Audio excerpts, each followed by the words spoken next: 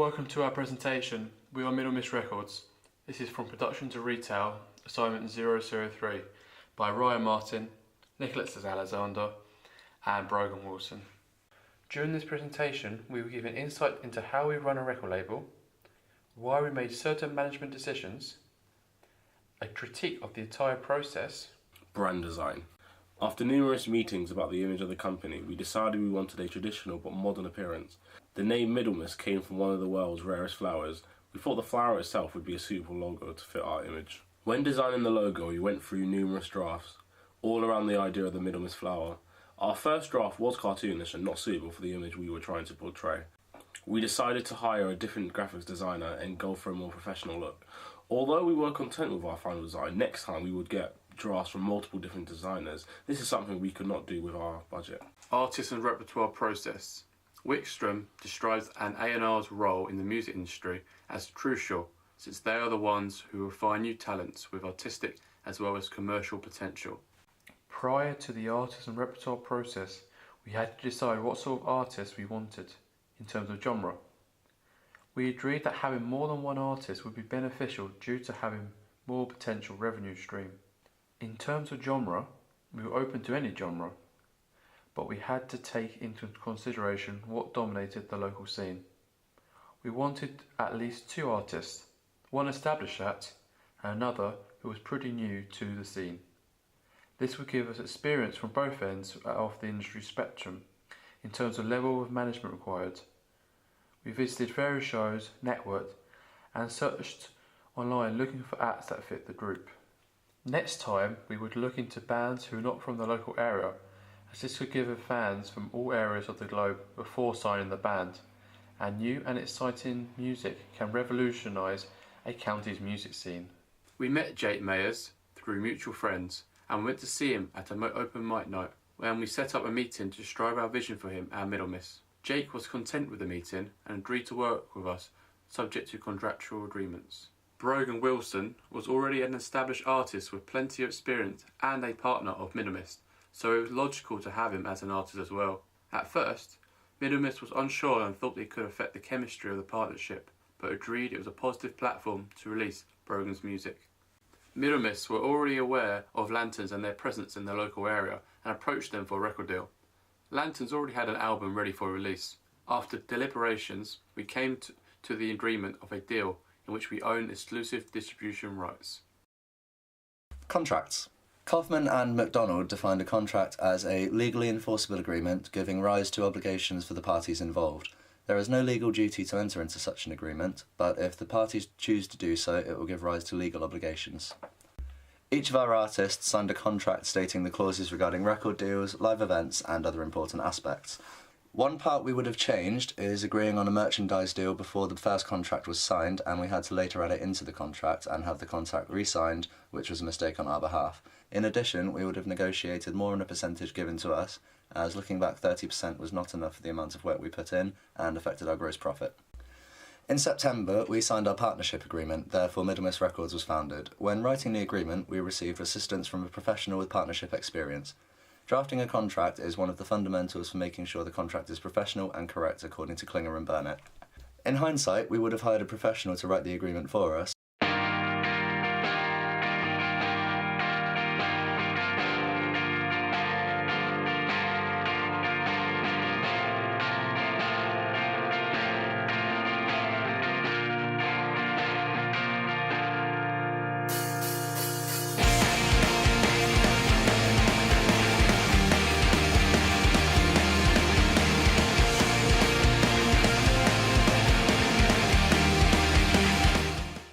We had originally agreed to have exclusive rights to sell and release their album, This Is Not My Home, on the 5th of January 2014, physically and digitally. Due to complications with their release, we had to delay the album's release. After discussions between Lanterns and Middlemist, it was agreed we would still release the album, but no longer exclusively. Molcer and Slay defined non-exclusive rights as not involving the transfer of ownership.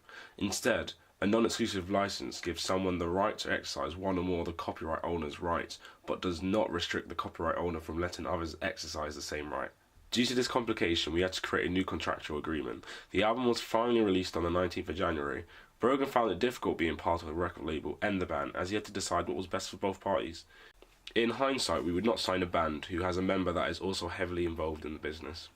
We released a music video for Lantern's debut single, Moving On YouTube, with great success. This helped advertise the business as well as promote Lanterns. TuneCore is a digital distributor who works with popular online retailers. We decided to use the service as it not only distributed on the majority of digital stores, but also due to the simplicity of the service. We did not research enough on the length of time the album would take to be put onto different stores, therefore there were delays. This caused more issues with the band as they expressed their frustrations with the delayed release. To remedy this issue, we called an emergency meeting to discuss this problem.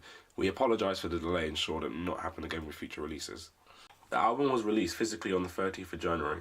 They were a limited run and were handmade. The short run of products resulted in all copies selling out quickly, increasing revenue and the popularity of Middlemist and Lanterns. Short run is an excellent way to generate income which will fund larger releases. Although the short run did not have the expected results due to Lanterns selling the album for a lower cost than expected, therefore it did not provide enough revenue for us to produce a larger run. In reflection, in the contract there should have been a clause that states a fixed price the album should have been sold at. Due to the recent popularity of tote bags, Middlemist decided, in agreement with Lanterns, to produce 50 for sale. This cost £73.20 and we sold each bag for £6. This generated a £36 profit, but a gross profit of minus £37.20. This ties into our lack of market research, as we overestimate what our audience would be interested in, merchandise-wise.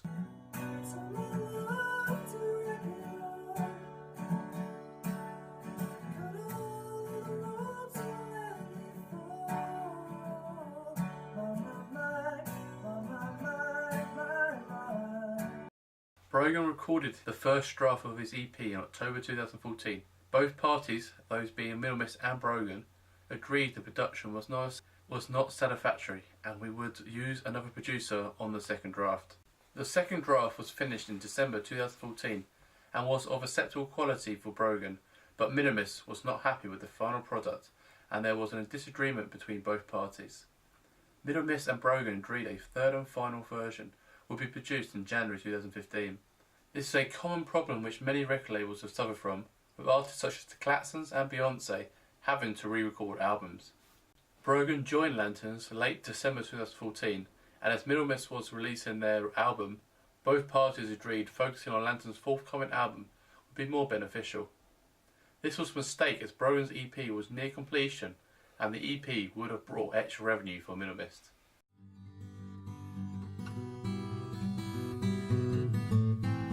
Autumn leaves fall gently to the ground. Jake Mayers. Between October and January, we went through the recording stage of Jake Mayers' EP with the help of 2 studio engineers. Jake being a perfectionist, the process took longer than expected and we had to record many sections of songs again and record parts which were not needed for the song. We had previous experience recording albums as Ryan and Nick produced albums before, so we could give advice to the artist for certain parts of the songs. This helped speed up the recording process. When the EP was finished, we waited for the 2 studio engineers to finish the mixing and mastering of the album. This took significantly long time to do, and after months of pestering and meetings with them, we will finally receive the EP in April. Middlemist Records and Jake were unhappy with the quality of the EP, as the EP sounded nothing like what we were expecting and would not be suitable for the commercial market that we were targeting. Sadly, we could not release the EP during the trading period, but we are still hoping for a future release in October. Although the 2 studio engineers were fantastic during the recording process, we would have hired professional producers to mix and master the EP. Radio still has an important role for making a song a success, according to Rossman in 2012, as Jake's style would be perfect for radio. This would provide us with mainstream radio singles which we did not have with Lanterns. It may have cost a considerable amount of our budget, but we feel that we could make the money back with record sales, shows and merchandise. Social media. Using social media is a powerful tool as people are interacting with each other in social, trusting and communal ways. Examples of social media platforms we used were Facebook, Instagram, Twitter, SoundCloud and YouTube. We reached 314 likes on Facebook, which we were pleased about, but we attempted to get more likes by advertising our page on Facebook using Facebook advertising. We did not get the intended results from our paid Facebook advertising. With a post reach of 7,556, we only achieved 1 additional like. Although we updated Facebook and Twitter with new content, live events and updates with photos and videos of working on new material, we feel we could have done more and discussed about current events which were happening in the music world. We did do this, but not till late in the training period. As Funk states, this would have brought more of a community to our record label. This would have helped increase our social media reach, which in turn would increase likes and followers, therefore hopefully increasing sales. Our SoundCloud was only used once to post a snippet of a song. We feel we could have used it more as SoundCloud has 250 million users, and ignoring this platform was a mistake. Wind and Mahajan state that the digital technology has opened new channels for selling products. It provides the consumer with previously unimaginable quantity and quality of information in an easily accessible form. The YouTube video for Moving On received over 3,000 views in the first 24 hours and altogether nearly 6,000 views. The video received views from 124 different countries such as Russia, the Czech Republic, Brazil, Mexico, Iraq and South Korea. So we are joined by Nick from Middlemist Records. Hello. Hello. Welcome. So can you tell the listeners about your label? Well, so our label, it's me, Brogan and Ryan. We're all third year music and media management students. And for one module, we all had to just go together. We had to create some sort of business that's somewhat related to the music industry. So what we decided to do was to use what we've learned through our university life and start a record label. And we've got one band and 2 acts. So it's a lot of work. It's essentially a full-time job, really. So the initial spark that lasted for a few weeks, daily views of the video slowed down considerably. This is due to stopping our push in regards to marketing the single, because we decided to focus on the release of the album. In the build-up to the album's release, we worked with a number of online music giants that agreed to write reviews of the album. Every review was very positive about the record and about the band's future, which led us to be able to use quotes from the reviews to help us market the album and to put on the band's electronic press kit. The band have also had songs featured on compilations and online mixtapes through clothing companies and online publications, all of which have generated costless marketing and extra advertising for the band and the record. The only form of marketing we used was digital. In retrospect, we should have used some form of physical marketing, such as posters, billboards and stickers. Due to budget concerns, we could not afford to do this. We bought the domain name www.middlemistrecords.com and www.middlemistrecords.co.uk and hired a web designer to create our website. Sadly, due to complications with the web designer and our vision for the website, the site was never made public. This was a negative for us, as having our own website would have brought a huge number of different individuals to the site whom would not be able to find us on social media. We could have sold albums and merchandise via the website without paying for an external company to do so for us. This would be beneficial for our cash flow.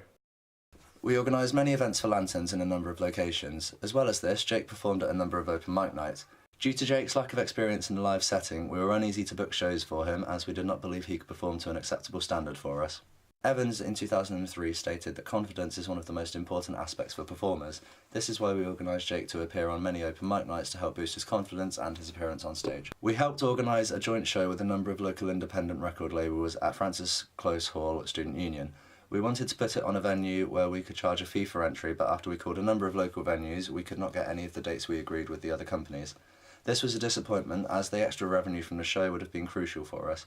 Jake was the performer for us and received a glowing report from all record labels. The management of Jake performing at small open mic shows beforehand really benefited him as a performer and us as a record label. Lantern's song Moving On gained many views in European countries on YouTube, and we decided that Lantern should do a European tour to help gain the scope of their fan base, which would hopefully sell more records and merchandise. With Lanterns, we organised 11 shows for May around Europe. Due to circumstances out of our control, we had to cancel the tour. This was a disappointment for us and Lanterns, as we spent a number of days organising the tour. Although we spoke to the venues and booking agents, who agreed to book Lanterns again for a September tour, and this would coincide with the release of Lanterns' new upcoming EP. As your accountant will have intimate knowledge of your finances and may have some control of your bank account, it is vitally important that you trust them. This was our reasoning behind the decision that we would do all the accounts in-house. In hindsight, hiring an external accountant would have been more rational, as an internal one can be slightly biased when looking at cash flow, whilst an exterior accountant could have warned us that we were spending far too much cash whilst making barely any profit at all. Each member put forth £50 into the funding of this record label. With the addition of the £100 from the university, our initial budget was £250.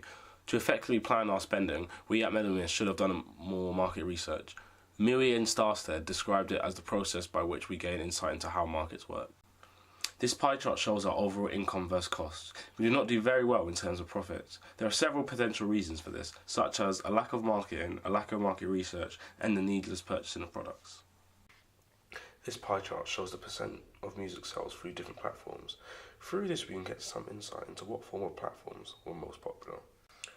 Although we reached a high amount of streams on YouTube and Spotify, only a small amount of our actual revenue came from these outlets. This is due to this minuscule amount of royalties you get from streaming. 38% of our music sales came from physical distribution.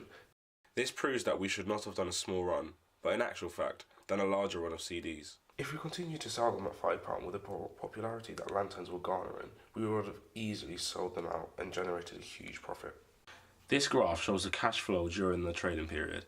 As you can see, we were spending high amounts of money on new ventures such as the tote bags. Sadly, due to our lack of marketing presence, we were not able to recuperate our costs. If we were able to do this again, we should have improved our market research to ensure that we were not spending money on ventures and products that no one wants. Conclusion. In conclusion, we feel the overall experience was positive and beneficial for our future careers. We had a strong networking ability, and pre-trading period we had done a large amount of preemptive planning, with weekly meetings and minutes being taken. Sadly, a number of unforeseeable circumstances affected our plans, such as the Lanterns tour being cancelled due to health issues. Regarding improvements, we would have conducted more market research regarding merchandise, producers and target audience. Despite us receiving a high amount of streams via Spotify and YouTube, we could not convert these to actual sales, which heavily affected our gross profit margin. Overall, running Middlemist Records has been a learning and growing experience. We have learnt transferable skills such as networking, people and time management, as well as financial and legal skills such as cash flow and contract writing. Middlemist Records has taught us how to reflect on mistakes and ensure that they are not repeated, as well as helping us to improve upon our achievements.